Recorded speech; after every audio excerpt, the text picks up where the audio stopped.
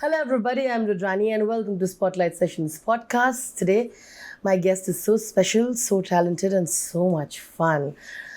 Of course, she has her family in the industry, but she has always been so focused on creating her own path and her own identity. Like I said, so much fun, so full of life. The beautiful Alaya. Thank you for doing this. Thanks for such a sweet introduction, Rudrani. I love it. Every word is true. Thank you.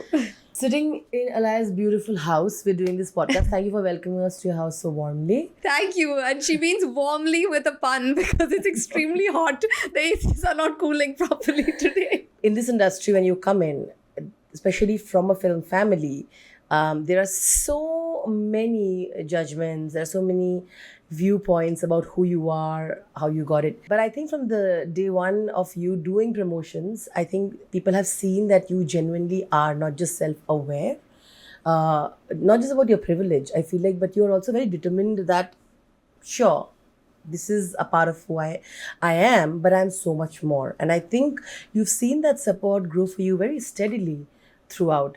Alaya, today, with so many years now since your debut, how do you feel about navigating through all of that and reaching where you have today?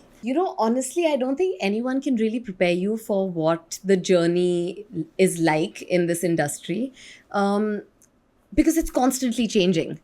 And I feel like you have to just be on the ball constantly. You have to be ready to learn, ready to change, ready to adjust, ready to, question beliefs that you had maybe even just last month. I feel like I've learned and grown so much, not just as an actor, but as a human being, as a person, as someone to work with, I feel like when I look back at my journey in this industry, I feel like I'm just beginning because I feel like I'm constantly having new realizations and new moments. And so last year, I sort of had this moment where I was like,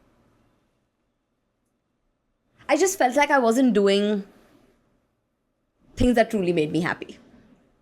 And I think I decided that I wanted to just change course. And so since last year and all through this year, I've been shooting projects that are actually very different than the choices I've made earlier, which is exciting because it helps me grow as an actor and as a performer. And it's also really exciting because it's, I feel like a newbie all over again. And I'm excited for it. And when I look back at the fact that I realized that I debuted in 2020, which is crazy. It blows my mind because I also lost 3 of those years in the pandemic. There was a 3-year gap between Jawani Janeman, my first film, and Freddie, which was my second film. And so,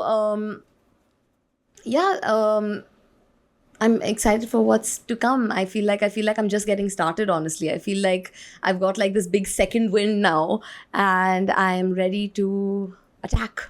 Alaya, it's very interesting you said that. I think I have taken a course a little different now because I'm trying to make things different. I feel like you also come from a family where, you have had, of course, different people. You've had art and culture so seeped into your growing up days, with, of course, Pratima ma'am and Kabir sir. But you also have seen that the celebration of commercial films through your mother's work and all of that. Actually, if I'm being really honest, growing up, we didn't really talk about films. The industry was not really a part of conversations when I was growing up at all. My mother had stopped being an actor by the time I was born. And like my mother is the least filmy person you'll ever meet. Like she has no clue what goes on in the industry, what's happening. Most of the time I'm explaining things to her. I'm like, Mama, you need to know this. So my Nana, of course, since I've become an actor, me and my Nana have had lots of conversations about films and the industry and stuff like that. But prior to me joining the industry, I don't think my Nana ever, we never really spoke about films before that. So honestly, I figured out this industry once I joined the industry. I didn't really come in prepared. I came in prepared as an actor, but I didn't come in. So I had done all my diction training, my dance training, my acting training. I had done all those other things. I had come prepared as an actor, but I had come very unprepared as a part of the industry. So if you see my earlier interviews, like, you know, you see I'm not, like, I look like a baby. My grooming is little off. I have like baby hair sticking out from here. I'm wearing clothes sometimes that don't necessarily work on my body type.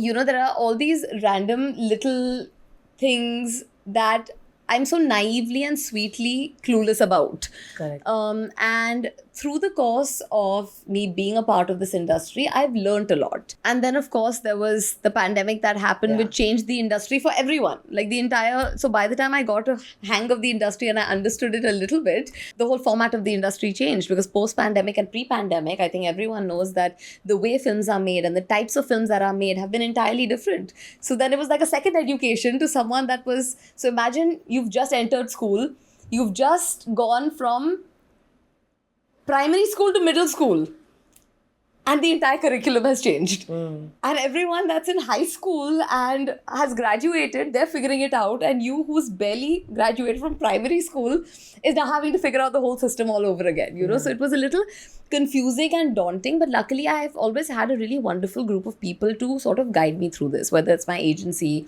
or, you know, just the general people I've worked with. I've been very fortunate that I've been surrounded by really truly good people, and people that have always empowered me to make my own decisions. No one's ever told me this is what we're going to do and this is how it is. No one ever took advantage of the fact that I didn't know too much. Everyone always made it a point to teach me and then help me make my own informed decision, which I love. Which is why I'm really loyal to the people I've worked with and that have seen me through the years, you know, and I don't forget that, because I think it's really important. Everything was well and good, and I have always been someone that's made my own choices. Because for me, I need to know that my failures were my own fault and my successes were my own doing. You know, I want to take full credit for my successes, and I want to take full credit for any failures. I don't want to have to ever point fingers or give anyone credit that is mine. You know, so for me, that's always been important. And so I've made some great choices over the years, and I made some not so great choices over the years. And I've learned equally from both. And it's taking those learnings now. Actually, 2024 was a year where I really reflected on all of that a lot. I sat and I remember it was actually exactly in October of 2024 that I made, so exactly 1 year ago, where I made a humongous decision.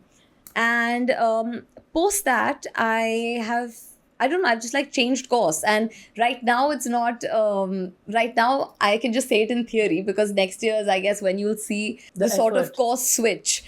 There's a lot of foundation that has been laid this year, which is why I was pretty actually low-key this year compared to most years. I've actually been pretty low-key. I've done, you know, my own thing. I've barely done any interviews. I've barely done any appearances also this year.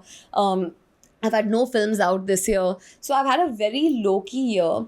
But this year has been actually one of the most transformative years of my life, because I've laid the foundation for the next decade of my life.